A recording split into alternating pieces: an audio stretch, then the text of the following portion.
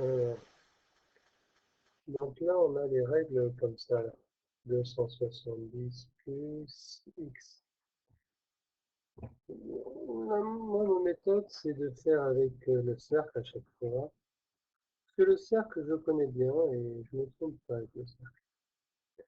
Je trace le cercle,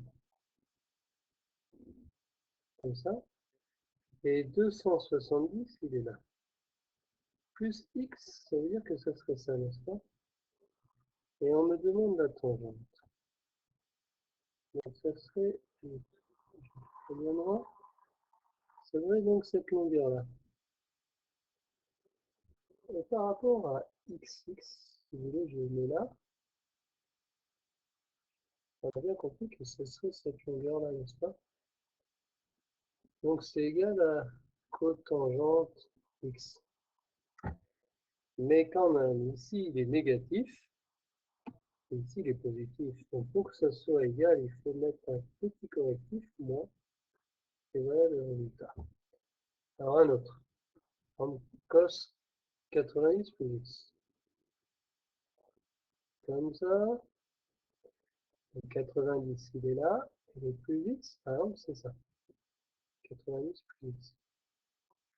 Donc le cosinus, c'est cette longueur-là. Imaginez ici une petite verticale, cette longueur-là. Petite longueur. Alors par rapport à x, x il est là, ça correspond à cette petite longueur, n'est-ce pas? C'est-à-dire au sinus x. Ici il était négatif, ici il est positif, donc ça fait moins sinus x.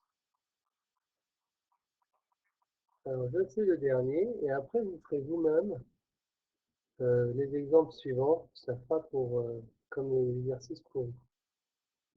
Je mets celui que vous le ferez vous-même. Alors 300.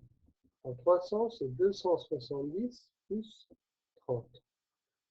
270, on est là, plus 30. Alors 30, c'est, on rappelle, c'est un tiers. C'est-à-dire que si je divise en 3 comme ça, vous voyez, 30 c'est là, 60, 90. Donc il est là mon angle. Et il s'agit du sinus, c'est-à-dire de cette longueur-là. Je vais mettre en rouge pour que vous voyez mieux. Voilà donc le sinus. Une grande longueur négative, qui correspond en fait, si je fais un sinus 30, le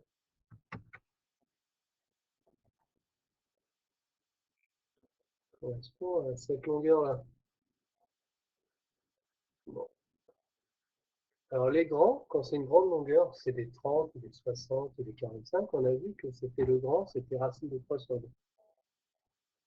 Qu'un grand, racine de 3 sur 2, et il est négatif, donc c'est moins racine de 3 sur 2. Directement. Alors celui-là, vous ferez vous-même. Celui-là, vous ferez vous-même ou pas? Oui, vous ferez vous-même. Vous ferez vous-même. Celui-là, vous avez qu'à faire cos 300. Voilà. Alors maintenant, avec les pi sur 2, pi sur 2, c'est pareil.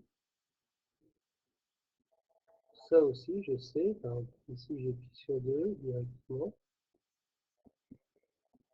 Alors, comment ça marche là? Vous imaginez ici, pi sur 2 moins θ. Je vais en marche arrière.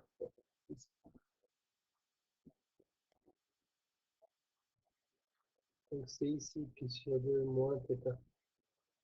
Et θ, c'est là. Alors le sinus c'est cette longueur-là, correspond à cette longueur-là ici, qui s'arrête là, un peu avant là. Donc c'est égal à cosinus θ. Allez, je fais le 3 pi sur 2 moins θ, et après le reste, vous le faites vous-même. Alors le 3 pi sur 2, donc ici, pi sur 2, 2 pi sur 2, 3 pi sur 2, moins θ. Ici, on va.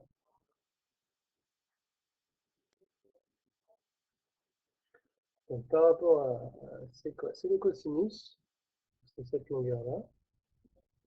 par rapport à θ. Si, ça correspond à cette longueur-là. Hein. Vous voyez? Donc ça fait sinus θ.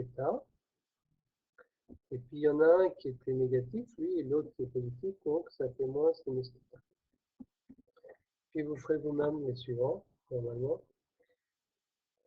Vous trouverez alors maintenant le dernier, en 33 plis sur 2. En 33 plis sur 2, ça fait en fait, il faut prendre la mesure principale.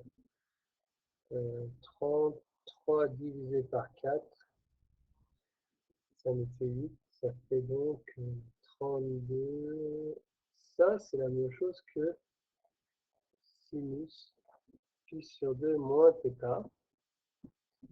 Et donc là, je refais le cercle et la méthode comme juste avant.